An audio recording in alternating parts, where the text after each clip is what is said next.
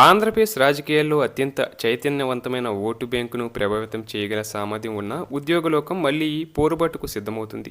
కొత్త 12వ వేతన సవరణ కమిషన్ ఏర్పాటు, తక్షణ ఉపశమనంగా మధ్యంతర భృతి ప్రకటన, పెండింగ్లో ఉన్న డిఏల విడుదల ప్రధాన డిమాండ్లుగా ఉద్యోగ సంఘాలు మళ్లీ తమ గాలాన్ని విప్పుతున్నాయి. రాష్ట్ర విభజన అనంతరం ఏర్పడిన ఆర్థిక సంక్షోభంలోనూ ఉద్యోగులను ఆదుకున్న కూటమి ప్రభుత్వం ఈసారి కూడా తమ డిమాండ్లను సానుకూలంగా పరిష్కరిస్తుందనే ఆశతో ఉద్యోగులు ఉండగా, క్షేత్రస్థాయి పరిస్థితులు మాత్రం సంక్లిష్టంగా మారుతున్నాయి. చరిత్రను తిరగేస్తే 2014 రాష్ట్ర విభజన తర్వాత నవ్యాంధ్ర ఎదుర్కొన్న తీవ్ర ఆర్థిక లోటు సమయంలో కూడా ముఖ్యమంత్రి చంద్రబాబు నాయుడు ఉద్యోగులకు ఊహించని రీతిలో ఏకంగా 43% షిప్మెంట్తో పిఆర్సీ ఇచ్చి సంచలనం సృష్టించారు.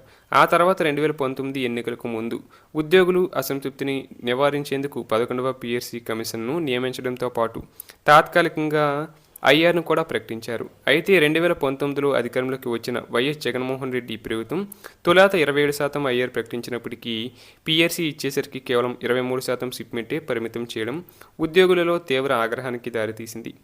హెచ్ఆర్ఏ కోతలు, పెండింగ్ డీలతో జీతాలు సైతం పెరగకపోగా రివర్స్ పిఆర్సీ జరిగిందన్న భావన ఉద్యోగుల్లో బలపడింది. గత ప్రభుత్వ హయాంలో జీతాలు ఒకటవ తేదీన జీతాలు రాక ప్రావిడెంట్ ఫండ్, మెడికల్ రీయింబర్స్మెంట్ వంటి దాదాపు 20,000 కోట్లకు పైగా బకాయిలు నిలిచిపోవడంతో ఉద్యోగులు తీవ్ర ఆర్థిక ఇబ్బందులు ఎదుర్కొన్నారు.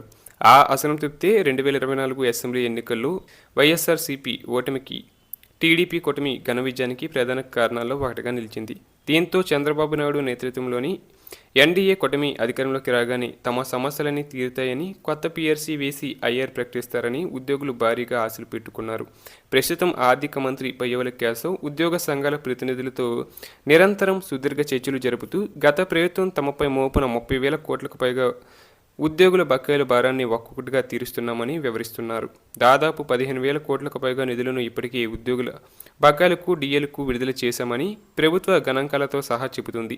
అయితే ఉద్యోగ సంఘాలు మాత్రం ప్రభుత్వం వెంటనే 12వ పిఆర్సీ చైర్మన్ను నియమించి కనీసం మధ్యంతర భృతిని ప్రకటించాలని పట్టుబడుతున్నాయి.